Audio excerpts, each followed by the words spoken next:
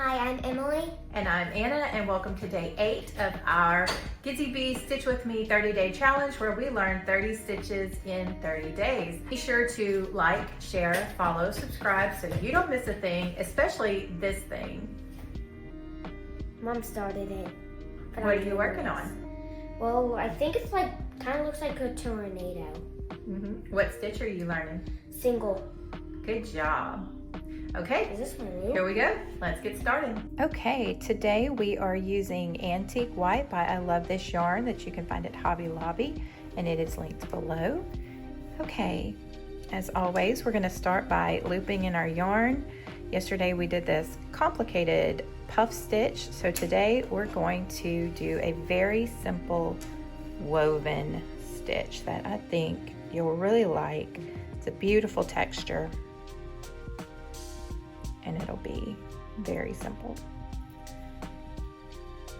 Okay, so we're just going to loop in that new yarn. We're going to leave a tail to weave in later. We're going to start with a chain 1, and this stitch, you'll be happy to know, is no more complicated than a chain and a single crochet. So this is going to be very simple as we move along. Okay, so we're going to turn our work. And in the first stitch, we're going to do a single crochet and a chain 1. Okay, then we're going to skip 1 stitch, and in the next stitch, we're going to do the same thing, single crochet, chain 1.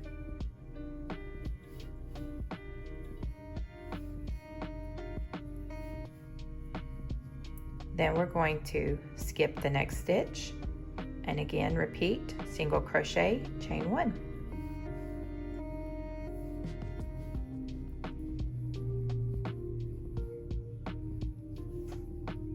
Then we're going to skip a stitch and do a single crochet, chain 1. And this is the pattern that's going to repeat all the way across our row.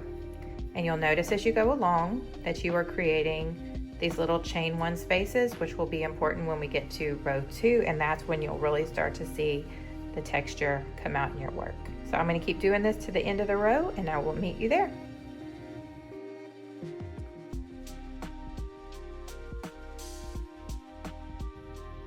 Okay, I've made it to the last stitch. I'm doing my single crochet, and then I will chain 1 to turn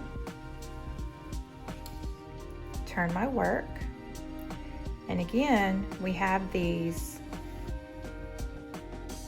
chain 1 spaces in the row below. So to keep this pattern going and to really see the beauty of the woven texture, you're going to want to do 2 to 3 rows of this stitch. So what we're going to do is we're going to follow the same pattern we did before in our chain 1 spaces. So you're not working into the top stitches, you're working into those chain 1 spaces. So we'll go into this first chain 1 space right here, not into the stitch, but into the chain 1 space. We'll do our single crochet and our chain 1. Then we'll find our next chain 1 space, and we'll keep the pattern going. Single crochet, chain 1, go into that next chain 1 space, single crochet, chain 1, find your next chain 1 space. If you notice, your previous single crochets make this V. You never want to go into the V. You want to go between the V's. That is your chain 1 space.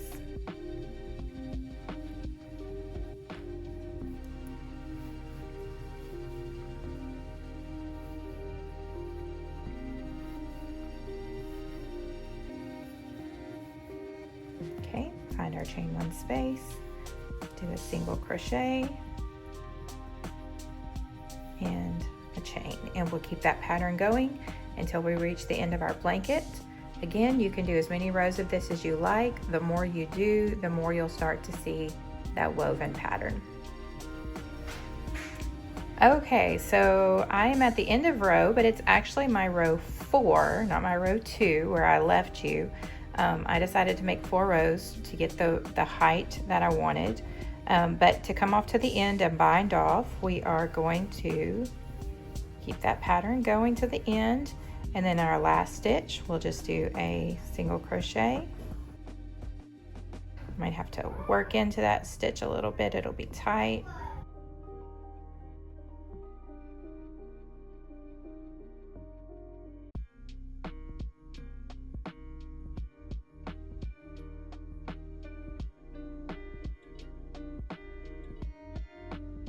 Okay, then you'll pull up a loop and clip your ends, and you are now done with the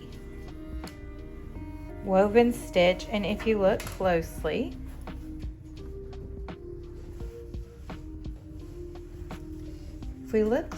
at this stitch, you can see that it makes a beautiful woven texture.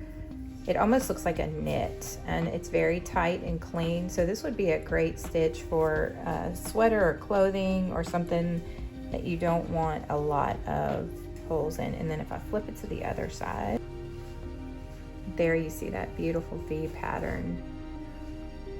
And if you keep going, it's just going to alternate those V's throughout. It's a beautiful, beautiful stitch. All right, let me know what you think. We'll see you tomorrow.